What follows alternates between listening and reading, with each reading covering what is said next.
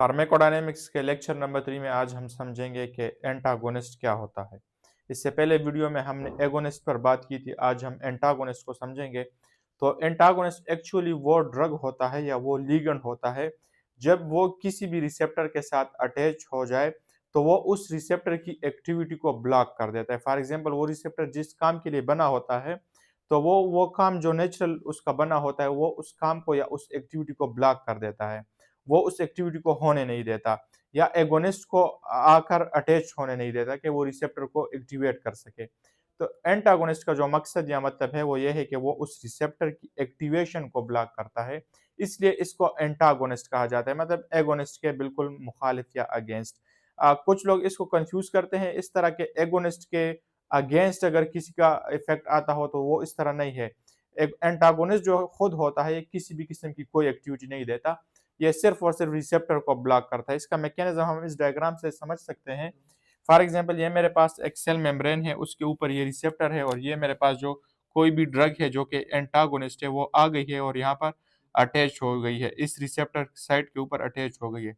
तो ये जो जो अटैच हो गई है तो इस प्रॉपर्टी को क्या कहा जाता है? इस प्रॉपर्टी को कहा जाता है एफिनिटी। तो एफिनिटी जो प्रॉपर्टी है वो एगोनिस्ट में भी होती है, वो एंटागोनिस्ट में भी होती है, मतलब रिसेप्टर के बाइंडिंग के साइड के साथ अटैच होने की प्रॉपर्टी। जब एंटागोनिस्ट यहाँ पर अटैच हो जाए तो ये जो बायोलॉजिकल इफेक्ट प्रोड्यूस होना था, इस रिसेप्टर ने जो देना था, जो इफेक्ट या फिजियोलॉजिकल इफेक्ट जो देना था, उसको वो ब्लॉक कर देता है। वो फिर वो प्रोड्यूस करके नहीं दे सकता, वो उसका जो रिसेप्टर का काम होता है उसको रोक देता है, ब्लॉक कर देता है। और इस प्रॉपर्टी को फिर क्या कहते हैं? इसको एक्चुअली एगोनिस्ट में हमने इसको इंट्रिंसिक एक्टिविटी कहा था, तो एंटागोनिस्ट में जो होगी तो इसमें नो इंट्रिंसिक एक्टिविटी होगी। मैंने आपको पिछली वीडियो में भी कहा था कि अगर कोई भी ड्रग मॉलिक्यूल ये प्रॉपर्टी रखता है कि वो रिसेप्टर साइट के साथ तो बाइंड हो सके, वहां पर अफिनिटी हो, उसकी अटैच हो सके, लेकिन वो उस रिसेप्टर में इंट्रिंसिक एक्टिविटी पैदा नहीं कर सकता या उस रिसेप्टर की अपनी एक्टिविटी को वो ब्लॉक कर देता है, तो इस ड्रग मॉलिक्यूल को फिर कहा जाता है, इसको कहा जाता है एंटागोनिस्ट। और ये जब अटैच हो जाए तो ये एगोनिस्ट को फिर अटैच होने नहीं देता। जब एगोनिस्ट अटैच नहीं होगा तो रिसेप्टर एक्टिवेट नहीं होगा, रिसेप्टर एक्टिवेट नहीं होगा तो हमारे पास बायोलॉजिकल एक्टिविटी या फिजियोलॉजिकल एक्टिविटी नहीं आएगी।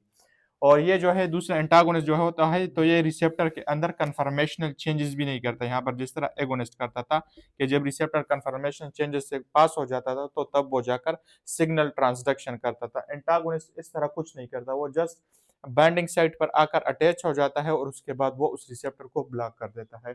फिर इसके टू मेन टाइप्स है, इसके अलावा तो इसके 2-3 टाइप्स और भी हैं, उस पर भी बात करेंगे। एक होता है कॉम्पिटिटिव एंटागोनिस्ट, दूसरा होता है non competitive antagonist. Competitive antagonist का मतलब ये होता है, फॉर एग्जांपल ये मेरे पास एंटागोनिस्ट ड्रग है और दूसरी तरफ मेरे पास एक एगोनिस्ट ड्रग है, और इन दोनों का जो अटैचमेंट साइट है वो ये सेम यही अटैचमेंट साइट है। तो ये दोनों इस एक सेम अटैचमेंट साइट के लिए compete कर रहे हैं, मुकाबला कर रहे हैं। तो सच टाइप ऑफ एंटागोनिस्ट को फिर कहा जाता है कॉम्पिटिटिव एंटागोनिस्ट, के वो किसी भी नेचुरल एगोनिस्ट के साथ या बाहर बाहर से कोई ड्रग मैंने दिया है जो कि एगोनिस्ट है उसके साथ compete कर रहा है फॉर द सेम रिसेप्टर। जिस तरह इस एग्जांपल से हम समझ सकते हैं, म्यू रिसेप्टर है हमारे पास, इसके ऊपर जो एगोनिस्ट है हमारे पास वो मॉर्फिन है, ये एगोनिस्ट है। और जो मेरे पास नेलोक्सोन है तो ये मेरे पास एक्चुअली एंटागोनिस्ट है। तो ये दोनों ड्रग्स अगर अवेलेबल है किसी भी सेल रिसेप्टर के पास करीब में ही, तो ये दोनों एक दूसरे के साथ एक सेम म्यू रिसेप्टर के लिए compete करेगी। तो ये रिवर्स भी हो सकता है। फॉर एग्जांपल मेरे पास 4 एंटागोनिस्ट है नेलोक्सोन के, फॉर एग्जांपल मेरे पास 4 मॉलिक्यूल्स हैं।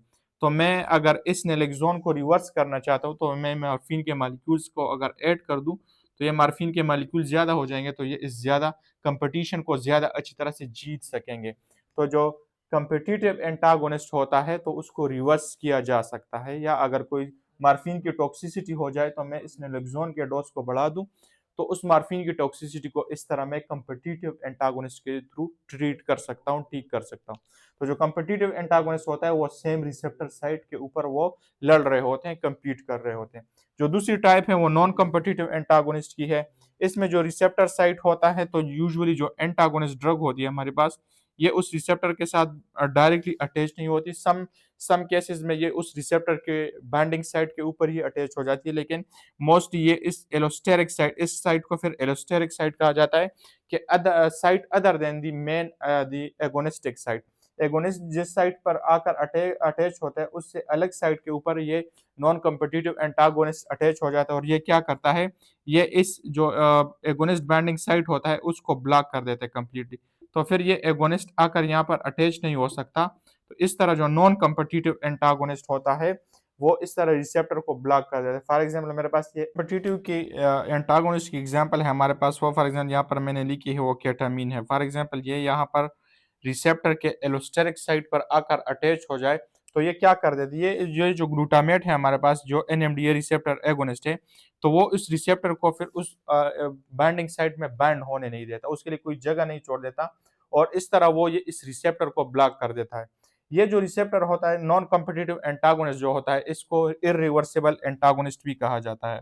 इररिवर्सिबल ये किस तरह है, इररिवर्सिबल ये इस तरह है कि फॉर एग्जांपल इसमें चूंकि कोई कंपटीशन नहीं है, तो एक बार अगर ये इस रिसेप्टर को ब्लॉक कर दे ये केटामीन, तो उसके बाद मैं अगर इस ग्लूटामेट की कंसंट्रेशन या इसकी डोज चाहे जितनी मर्तबे भी बढ़ा दूं, ये इस रिसेप्टर के ऊपर फिर अटैच नहीं हो सकता, ये कंपटीशन नहीं कर सकता जिस तरह कंपिटिटिव एंटागोनिस्ट के खिलाफ एगोनिस्ट कंपटीशन कर रहा होता है। तो वंस अगर इसको केटामीन ने ब्लॉक कर दिया है, तो फिर अगर ग्लूटामेट के डोज को मैं चाहे जितना भी बढ़ा दूं, तो फिर उसको रिवर्स नहीं किया जा सकता। सच टाइप ऑफ एंटागोनिस्ट को फिर इरिवर्सिबल एंटागोनिस्ट कहा जाता है, और या इसको नॉन कॉम्पिटिटिव एंटागोनिस्ट भी कहा जाता है। और अगर इसकी पॉइजनिंग हो जाए तो उसको फिर रिवर्स करना ये काफी मुश्किल हो जाता है क्योंकि ये इरिवर्सिबल होता है। तो ये तो दो मेन टाइप्स है एंटागोनिस्ट की जो जिस पर हमने बात कर ली। इसके अलावा जो थर्ड टाइप है हमारे पास वो है फंक्शनल एंटागोनिस्ट की। फंक्शनल एंटागोनिस्ट वो एंटागोनिस्ट होते हैं कि जो बजाते खुद तो एंटागोनिस्ट नहीं होते, बट उनके फंक्शंस जो होते हैं वो एक दूसरे के बिल्कुल एंटागोनिस्ट या अगेंस्ट होते हैं। तो then such type of antagonist को हम फंक्शनल एंटागोनिस्ट कहते हैं। फॉर एग्जांपल अगर मैं आपको एग्जांपल से समझा सकूं, फॉर एग्जांपल ये दो केमिकल्स हैं मेरी बॉडी में, ह्यूमन बॉडी में दो हार्मोन्स है, एक इंसुलिन है एक ग्लूकागोन है मेरे पास। तो ये इंसुलिन क्या करता है, ये इस हमारे ब्लड के अंदर ब्लड ग्लूकोज लेवल को डिक्रीज करता है, और ग्लूकागोन क्या करता है, ब्लड के अंदर ग्लूकोज लेवल को इंक्रीज करता है। तो ये दोनों बजाते खुद तो एंटागोनिस्ट नहीं है, ये रिसेप्टर्स को एक्टिवेट करते हैं, लेकिन इनका फंक्शन आप लोग नोट करें, ये बिल्कुल एक दूसरे के अगेंस्ट है, एक दूसरे के बिल्कुल मुखालिफ है। तो इसको फिर कहा जाता है फंक्शनल एंटागोनिस्ट।